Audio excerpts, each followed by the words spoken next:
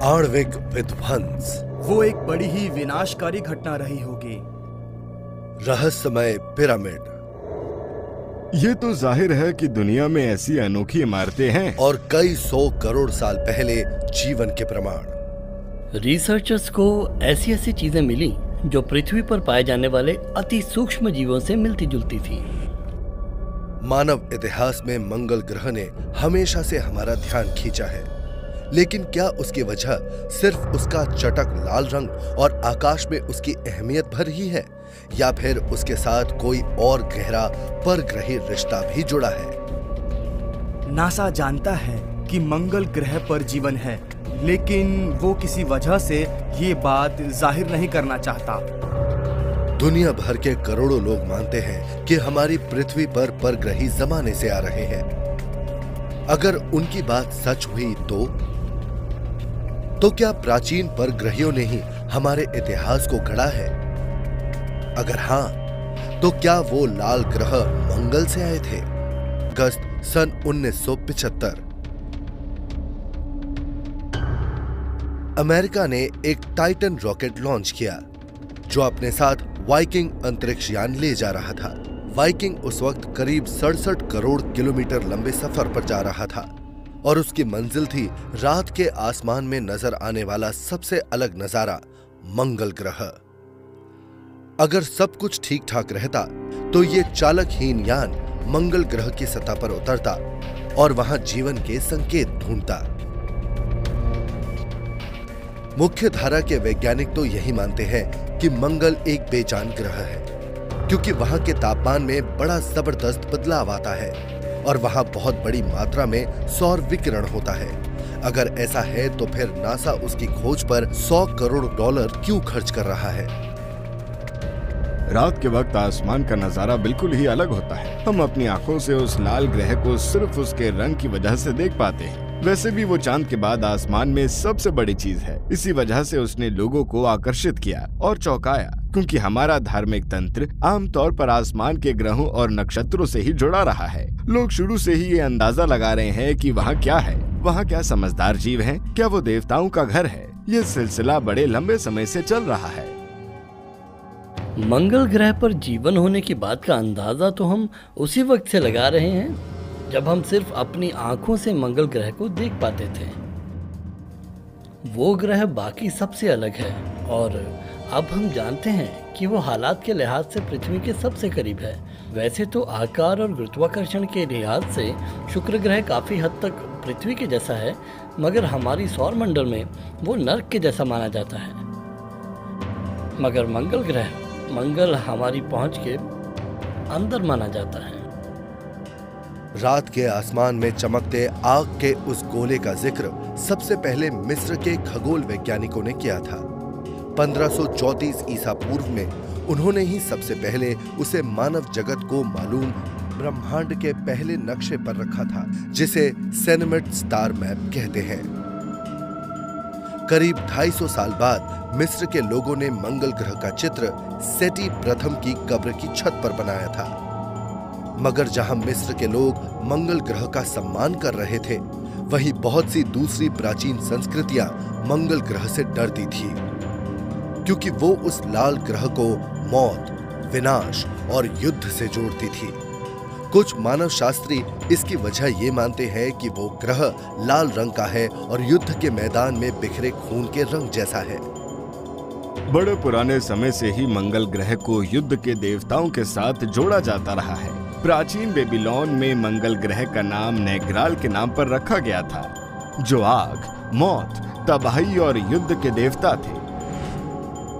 यूनानियों ने मंगल को इरिस का नाम दिया, जो उनके युद्ध के देवता थे। रोमन्स ने उसे मार्स कहा, जो उनके युद्ध के देवता थे। रोमन संस्कृति वैसे भी योद्धाओं की संस्कृति थी, इसलिए उस लाल रंग से जुड़ी हर बात को उन विशाल सेना से जोड़ा गया जिसने दुनिया पर जीत हासिल की थी, और वो कामयाबी की एक जबरदस्त कहानी है जो काफी हद तक मंगल ग्रह से जुड़ी थी। 42 ईसा पूर्व में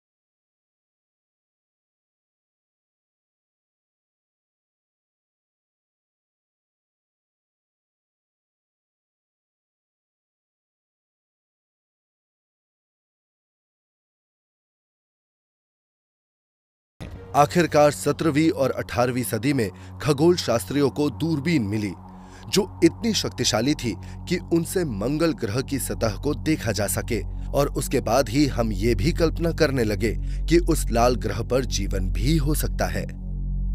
1860 में इटली के खगोल शास्त्री एंजेलो सैकी ने मंगल ग्रह की सतह को देखा तो उन्हें लगा कि उसकी सतह पर सीधी लाइनें बनी हैं जो एक दूसरे को काट रही हैं। उन्होंने उन्हें नाम दिया कैनाली। ये बात अमेरिका के खगोल शास्त्री पर्सिवल लोवेल को भी सही लगी। तब पर्सिवल लोवेल ने अपनी एक वेधशाला बनाई फ्लैगस्टाफ एरिजोना में। वहाँ से काफी देर तक दूरबीन से मंगल ग्रह को देखते रहते। उन्होंने इस विषय पर कई किताबें भी लिखी। उनकी सोच बिल्कुल स्पष्ट थी। उन्होंने आम लोगों के साथ साथ कुछ वैज्ञानिक संस्थाओं को भी ये बात समझा दी थी कि मंगल ग्रह पर एक सभ्यता है जो अपने ग्रह पर खुदाई कर रही है क्योंकि उसे अपनी फसल को सींचना है।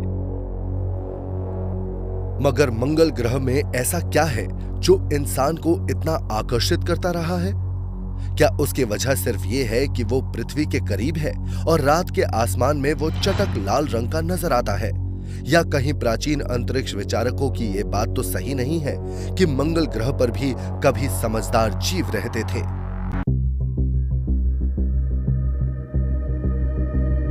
मंगल ग्रह का साइडोनिया क्षेत्र 20 जुलाई सन 1976 एक परग्रही यान पृथ्वी से भेजा गया और वो मंगल ग्रह की सतह पर उतर गया।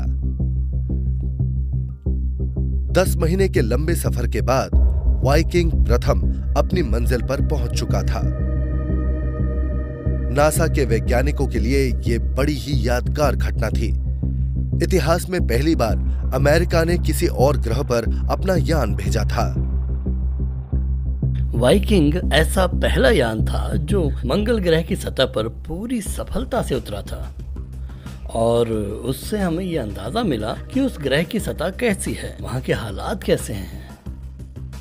उन तस्वीरों को देखकर तो यही लग रहा था कि मंगल की सतह भी प्रशांत क्षेत्र के रेगिस्तानों की सतह जैसी है, जैसे कि डेथ वैली की सतह है। हमने तो सोचा भी नहीं था कि हमारे सबसे करीबी ग्रह पर हमें ऐसा कोई नजारा भी दिख सकता है।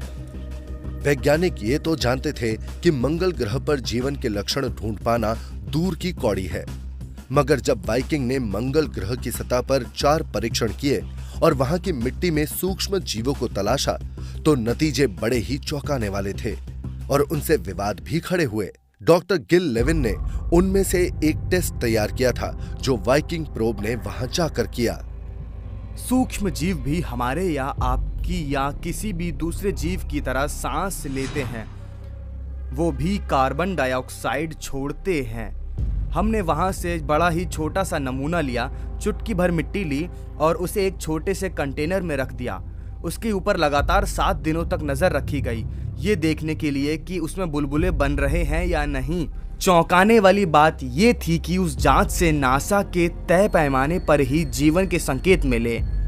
लेकिन एक दूसरी अहम जांच के नतीजे नकारात्मक थे, जिससे ये जांच की गई थी कि क्या मंगल की सतह पर जैविक तत्व हैं। डॉक्टर लेविन का कहना है कि दूसरी जांच इस जांच जितनी संवेदनशील नहीं थी। उसके लिए एक चुटकी मिट्टी में मंगल ग्रह के 30 लाख बैक्टीरिया की जरूरत थी ताकि जीवन के संकेतों का पता लगाया जा सके, जबकि डॉक्टर लेविन की जांच के लिए सिर्फ 30 बैक्टीरिया ही काफी थे। इन दोनों जांचों की संवेदनशीलता को लेकर काफी विवाद हुआ, मगर मुझे तो लगा था कि ये दोनों ही सही हो सकती हैं। हो सकता है कि वहां जीवन हो, लेकिन शायद मिट्टी में इतने बैक्टीरिया नहीं थे कि हम इस बात का अंदाजा लगा सकें कि वहां जैविक तत्व हैं या नहीं। मगर नासा बहुत सावधान थी, उसने साफ साफ कह दिया कि वहां जैविक तत्व हैं ही नहीं। कहानी खत्म, वहां जीवन नहीं। टियोटिहुआकान, मैक्सिको। पुरातत्व शास्त्रियों ने सन 2003 में इस प्राचीन शहर में एक बड़ी ही चौंकाने वाली खोज की। यहाँ उन्हें फेदर्ड सर्पेंट के दिवाले के करीब 15 मीटर नीचे एक ऐसी सुरंग मिली जिसे पहले कभी नहीं देखा गया था। ये इस महाद्वीप का एक बड़ा ही पवित्र पिरामिड है। जमीन के नीचे जाकर वैज्ञानिकों ने बड़ी सावधानी से मलबे से भरी सुरंग की जांच एक इंफ्रारेड स्कैनर से लैस रोबोट की मदद से की। करीब 80 मीटर नीचे उन्हें एक दूसरी गुफा मिली।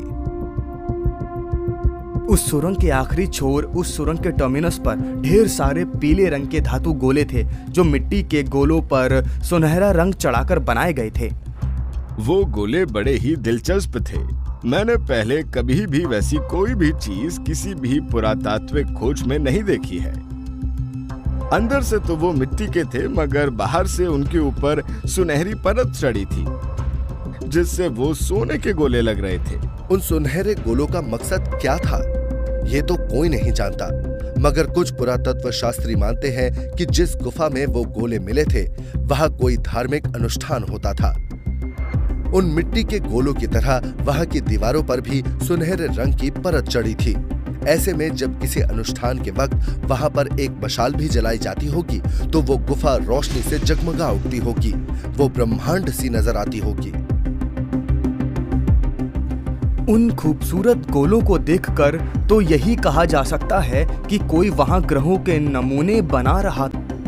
हम ये तो जानते ही हैं कि माया लोगों के कैलेंडर पूरी तरह से हमारे सौरमंडल के ग्रहों के चाल पर आधारित था, खासकर सौरमंडल के अंदर वाले हिस्सों के ग्रहों की चाल पर। उस लाल ग्रह के साथ माया कैलेंडर के रिश्ते के बारे में ड्रेसडेन कोडेक्स में अच्छी तरह से दिखाया गया है। माया काल की इस दुर्लभ किताब में लिखा गया है कि माया कैलेंडर आसमान में मंगल ग्रह की चाल पर ही आधारित है। ड्रेसडेन कोडेक्स एक माया काल में लिखी गई 4 किताबों में से बची हुई एक किताब है। वो कई मामलों में एक खगोलीय पंचांग है। उस किताब में कई ऐसे अलग अलग हिस्से हैं जो अलग अलग खगोलीय घटनाओं की बात करते हैं। उनमें से एक है मंगल ग्रह। किताब के आखिरी भाग में एक पंचांग है जिसे 78 दिनों के 10 हिस्सों में बांटा गया है, यानी कुल मिलाकर 780 दिनों में इंसान के नजरिए से मंगल ग्रह भी आसमान में इतने ही समय में एक खास जगह पर लौट आता है।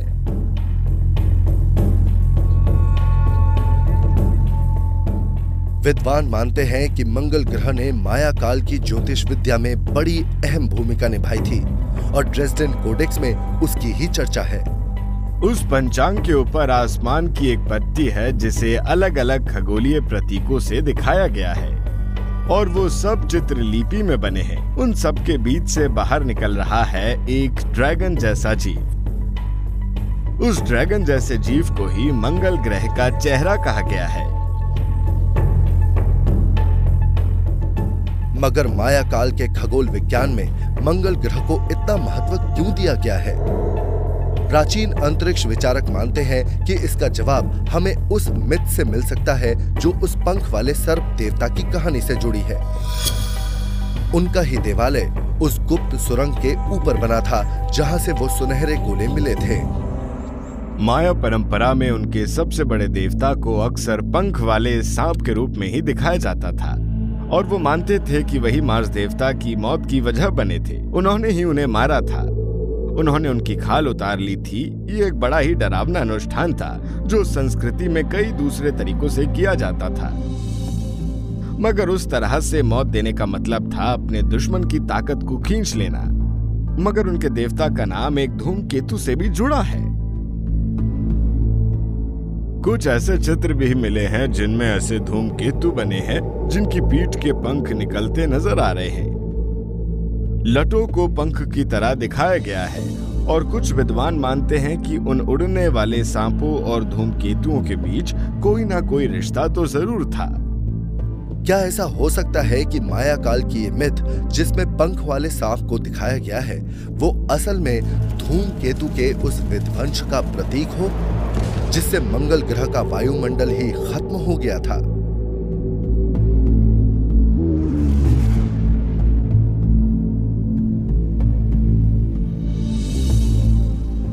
कई दशकों तक मंगल ग्रह का अध्ययन करने के बाद मुख्य धारा के वैज्ञानिक ये मानने लगे हैं कि इस बात की पूरी संभावना है कि किसी जमाने में मंगल ग्रह पर एक बड़ी जबरदस्त टक्कर हुई थी।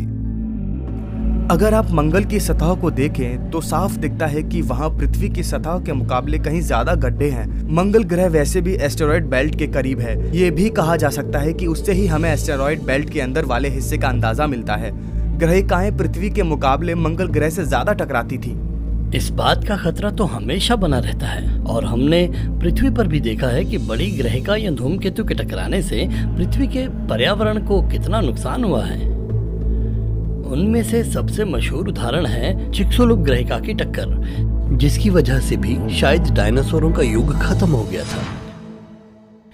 ऐसा ही शायद मंगल ग्रह पर भी हुआ था, क्योंकि उसका चांद इतना बड़ा नहीं है कि अपने ग्रह की हिफाजत कर सके और ग्रहिका के मार्ग को मोड़ सके। Life and death on Mars नाम की इस किताब में भौतिक शास्त्री जॉन ब्रैंडनबर्ग ने लिखा है कि मंगल ग्रह के लॉयड क्षेत्र में टक्कर से बना एक ऐसा मुहाना है जिसका व्यास करीब 200 किलोमीटर है। वो मानते हैं कि शायद उस टक्कर की वजह से मंगल के प्लेनेटरी सिस्टम को काफी नुकसान हुआ था। वो एक बड़ा 2 छल्लों वाला मुहाना है। ऐसा सिर्फ उसी ग्रह पर हो सकता है जिससे पृथ्वी के मुकाबले सिर्फ आधी धूप मिलती है। वो उसके करीब 1/4 सतह पर बना है। या कह सकते हैं उस टक्कर से इस ग्रह के मौसम में भी बड़ा जबरदस्त बदलाव आया होगा। शायद एक ऐसी नाटकीय घटना भी हुई थी जिसमें सौर मंडल के जन्म के वक्त के कुछ बचे हुए टुकड़े, कुछ बड़ी ग्रहिकाएं उसके बेहद करीब से गुजरी हों, और जब वो मंगल ग्रह से टकराती हुई निकली तब अपने साथ उसके वायुमंडल का एक बड़ा हिस्सा भी ले गई। मंगल ग्रह पर क्या हुआ था उसे समझने का ये बड़ा ही लोकप्रिय तरीका है। मोजुल, इराक, सन 1849। बाइबल में दर्ज शहर जिनीवा के खुदाई करते वक्त मशहूर ब्रिटिश पुरातत्व शास्त्री ऑस्टन हेनरी लेयर्ड के नेतृत्व में काम कर रही एक टीम को प्राचीन एसीरिया की आशुरपानरपॉल की लाइब्रेरी मिली। अनेक दुर्लभ स्मृति चिन्हों के अलावा लेयर्ड को उस लाइब्रेरी से कई क्यूनेफॉर्म टैबलेट्स भी मिले, जिन्हें एनुमा एलिश कहते हैं और उन्हें 7 टैबलेट्स ऑफ क्रिएशन भी कहा जाता है। वो पट्टिकाएं यानी टैबलेट्स असल में एक पट्टी पर लिखे लेख हैं और उन पट्टियों की लंबाई 8 से 10 इंच तक है। कुछ ऐसे 7 इंच चौड़े हैं और मिट्टी के बने हैं। जब मिट्टी सूखने लगती थी तब एक उस्ताद लेखक स्टाइलस की मदद से पृथ्वी पर हमारी वजूद की कहानी लिखते थे।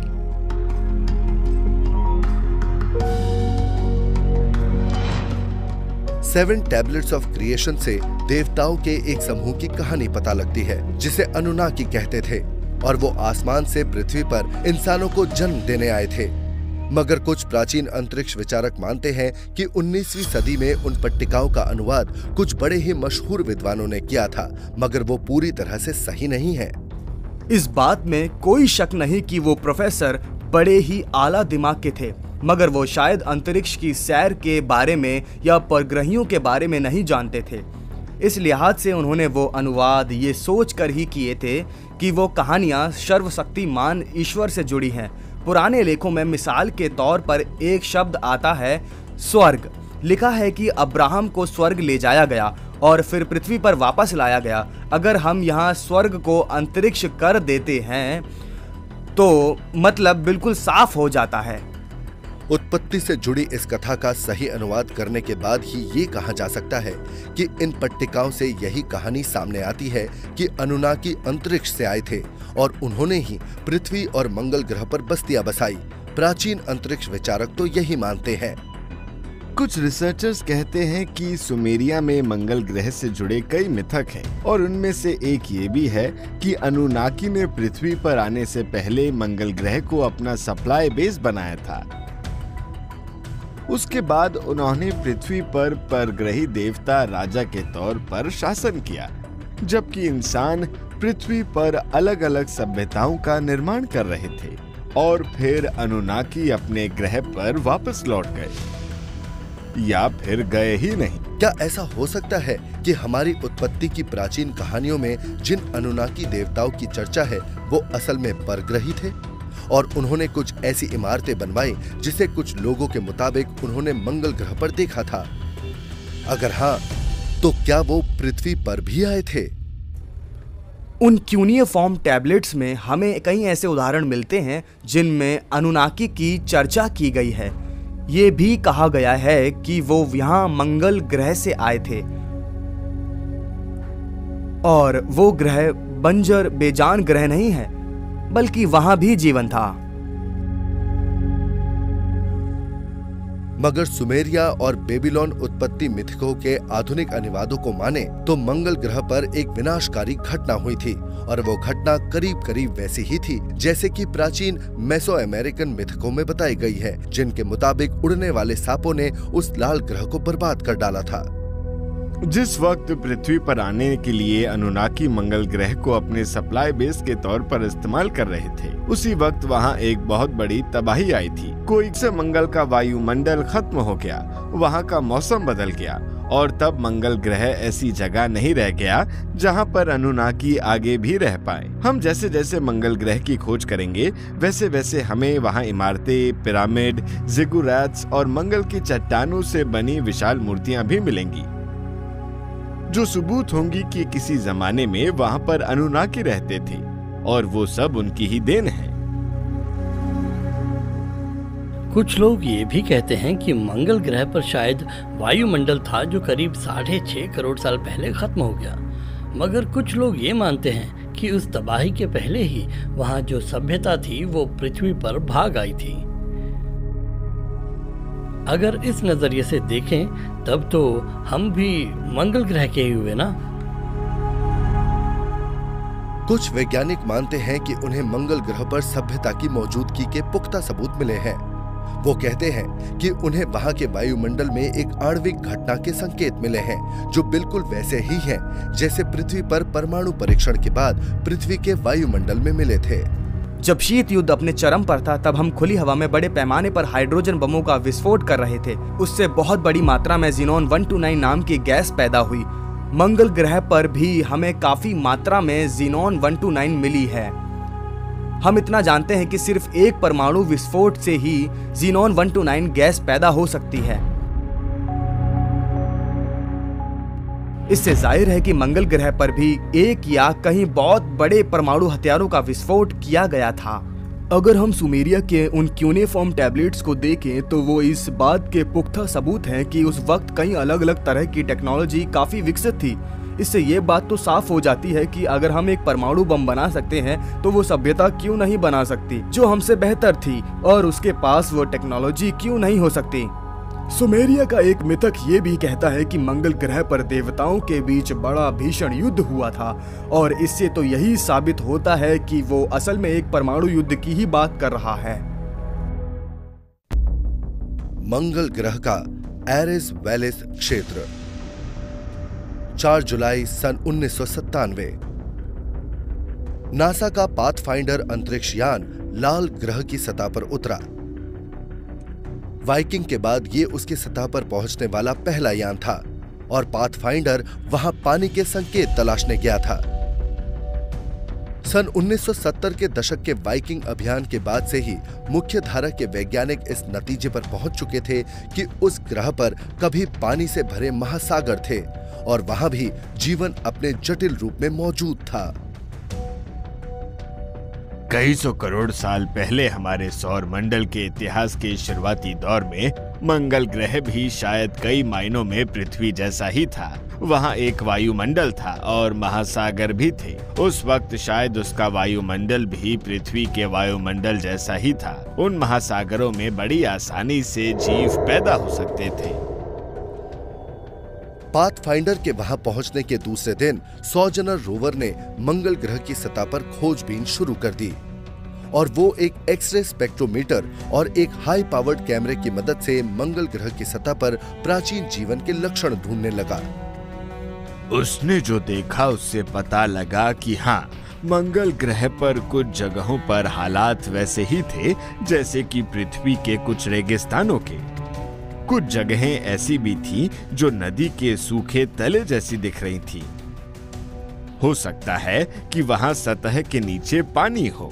हमें उन रोवर से जो बात पता लगी उनमें से सबसे दिलचस्प बात यही है कि मंगल ग्रह पर किसी जमाने में पानी था। अगर मंगल की सतह पर सिर्फ कुछ हफ्तों, कुछ महीनों या कुछ सालों के लिए नहीं बल्कि लंबे समय तक, यानी कि कुछ लाख या कुछ करोड़ साल तक पानी रहा होगा तो उसमें कुछ न कुछ तो पैदा हो ही सकता था, शायद जीव भी। पाथफाइंडर रोवर ने मंगल की सतह की कुछ तस्वीरें भी ली थी। उनमें से कुछ ऐसी भी थी जिन्होंने वैज्ञानिकों को चकरा दिया था। वो एक पर्वतमाला थी जिसे उन्होंने नाम दिया twin peaks. Life and death on Mars में डॉक्टर जॉन ब्रैंडनबर्ग ने लिखा है कि चूंकि मंगल ग्रह पर ज्वालामुखी और टेक्टोनिक प्लेटों की गतिविधियां बहुत ही सीमित है, तो ऐसे में सवाल ये उठता है कि वो पहाड़ आखिर कैसे बने। ये पहाड़ कुछ 100 किलोमीटर के दायरे में सबसे ऊंची चीज है। मंगल ग्रह पर ज्यादातर ज्वालामुखी तो उसके थर्सिस क्षेत्र तक ही सीमित हैं। वो यहाँ से करीब कितने किलोमीटर दूर होगा? यही कोई 3-4 किलोमीटर। इसका मतलब ये हुआ कि इस इलाके में ज्वालामुखी वगैरह नहीं थे। और अब हम मंगल ग्रह के मौसम के बारे में जितना जानते हैं उतना आज से 20 साल पहले नहीं जानते थे। इसलिए कह सकते हैं कि वहाँ एक महासागर था, वहाँ पर काफी लंबे समय तक के लिए तरल पानी भी था और तभी ये सब कुछ बना होगा। इसलिए अब हमें बिल्कुल नए नजरिए से मंगल ग्रह के हर चीज को देखना चाहिए। यहाँ पर दो बड़ी ही दिलचस्प चीजें हैं, वो आपस में जुड़ी हुई हैं। वो ना सिर्फ 300 किलोमीटर के दायरे में हैं, सबसे ऊंची चीजें हैं, बल्कि वो एक दूसरे से जुड़ी हुई भी है। इससे मुझे याद आता है कि हमें पृथ्वी पर क्या मिला था। ये इसका अलाइनमेंट है। और सबसे दिलचस्प बात तो ये है कि ये मिस्र के गीजा के पठार हैं। वो कायरो के पास हैं और उसका नाम अरबी भाषा के एक शब्द अल काहिरा से लिया है, जिसका मतलब होता है मंगल का कैंप, मंगल की एक जगह। वाकई दिलचस्प बात, सचमुच। और अभी हाल में ही हमें यह भी पता लगा है कि स्फिंक्स भी कभी लाल रंग से रंगा हुआ था। और अब ये सोचो कि हम गीजा कॉम्प्लेक्स को देख रहे हैं, स्फिंक्स को देख रहे हैं, फिर करीब 10 लाख साल तक वो सब कटते रहे। तब क्या वो भी किसी तरह से गोल और टीले जैसे नहीं लगेंगे? ये मेरा अंदाजा है। अब इसे देखते हैं जरा। ये गीजा का पठार है और स्फिंक्स यहाँ पर है। क्या ऐसा ही कुछ मंगल ग्रह पर नहीं मिला, खासकर ट्विन पीक्स का जो इलाका है उसके आसपास? हाँ, वहाँ पर एक बड़ी अजीब सी चीज तो है जिसे हम अंतरिक्ष से देख सकते हैं और वो इन तस्वीरों में भी दिख रही है। इसका ये अलाइनमेंट देखो। यहाँ पर पृथ्वी पर बना स्फिंक्स है, यहाँ पर पिरामिड है और ये है वो चीज यहाँ है, वो टीले जैसे नजर आने वाली चीज। कहीं वो नाकाम पुरातत्व तो नहीं? हमें अब मंगल ग्रह की हर चीज को बिल्कुल नए नजरिए से देखना होगा। असल में जब आज के युग में स्फिंक्स पहली बार बना था तब वो भी गर्दन तक मलबे में दबा था। बाद में उसे खोद कर निकाला गया। मतलब यहाँ पर भी कुछ वैसा ही हो रहा है? हाँ, हो सकता है कि यहाँ उससे भी ज्यादा बड़ी इमारत दफन हो। तो क्या ये ट्विन पीक्स इस बात का सबूत हो सकती हैं कि किसी जमाने में मंगल ग्रह पर भी एक सभ्यता थी, एक ऐसी सभ्यता जिसकी बनाई इमारतें पृथ्वी पर बनी इमारतों से मिलती जुलती थीं? प्राचीन अंतरिक्ष विचारक कहते हैं कि हाँ, और इस चौंकाने वाले नतीजे तक पहुंचने वाले सबूत तो पिछले 40 साल से जमा हो रहे हैं। जब वाइकिंग ऑर्बिटर्स ने 1976 में पहली बार मंगल सतह की तस्वीरें लेनी शुरू की थी, तभी उन्होंने साइडोनिया के मैदानों में कुछ बड़ी ही दिलचस्प चीजों की तस्वीरें भी ली थी।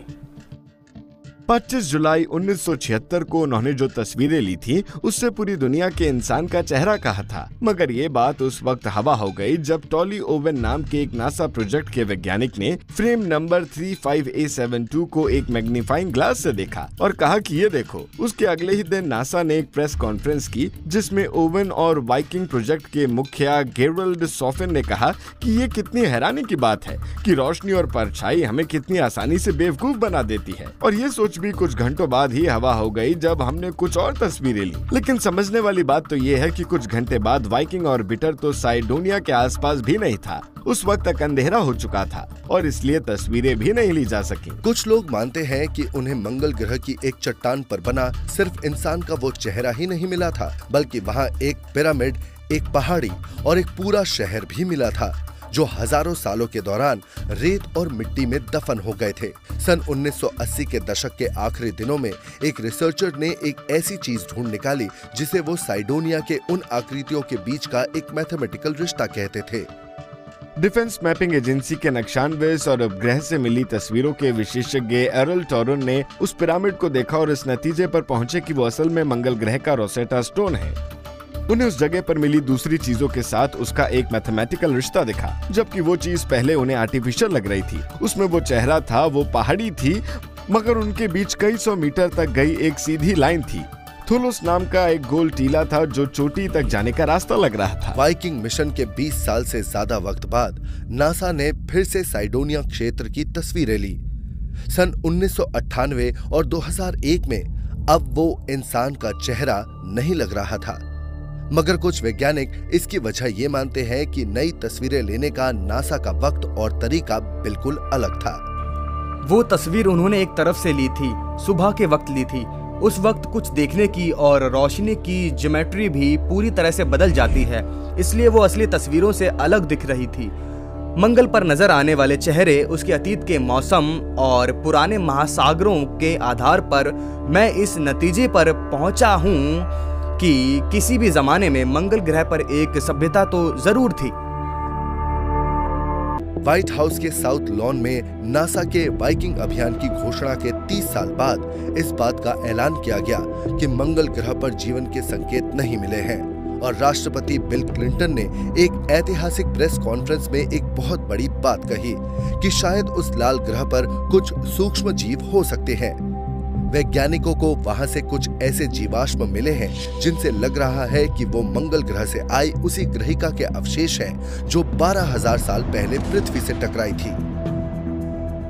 इसके बारे में आपको विस्तार से वैज्ञानिक ही बताएंगे, मगर इस बात में कोई शक नहीं है कि इतने बड़े पैमाने पर खोज चल रही है जो इस बात का सबूत है कि अमेरिका अपने अंतरिक्ष कार्यक्रम के लिए कितना सजग है, और वो भी आर्थिक मंदी के इस मुश्किल दौर में। इस खोज के बाद लोग जोश से भर गए थे। उस ग्रहिका की रासायनिक संरचना से पता लगा कि दरअसल वो मंगल से ही आई थी। उस चट्टान के अंदर वैज्ञानिकों को कई तरह के रसायन मिले और कई ऐसी अलग अलग आकृतियां भी मिली जो पृथ्वी पर रहने वाले सूक्ष्म जीवों से काफी मिलती जुलती थी। राष्ट्रपति की उस प्रेस कॉन्फ्रेंस के कुछ ही दिनों बाद वैज्ञानिक इस बात पर असहमत दिखने लगे कि उस ग्रहिका में सचमुच जीवन के संकेत दिखे थे या नहीं। वो कहने लगे कि शायद विशेषज्ञों की पहली टीम ने सही अंदाजा नहीं लगाया था। वो आकृति तो यकीनन किसी सूक्ष्म जीव की ही लग रही है, मगर विरोधी कहने लगे कि उन सूक्ष्म जीवों के अवशेष इतने छोटे हैं कि उनमें डीएनए नहीं मिल सकता। इस लिहाज से वो जीवाश्म है ही नहीं। उसके बाद भी उतने ही छोटे सूक्ष्म जीव मिले।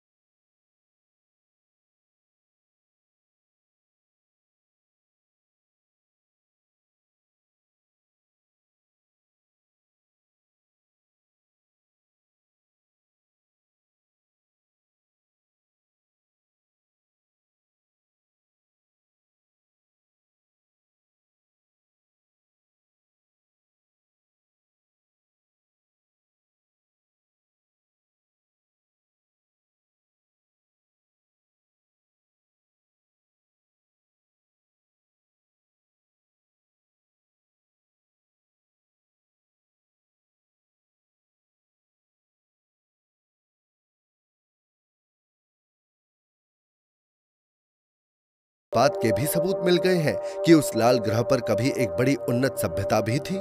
कुछ प्राचीन अंतरिक्ष विचारक मानते हैं कि हाँ, वो ये बात जानता है और सबूत के तौर पर वो उस रिपोर्ट की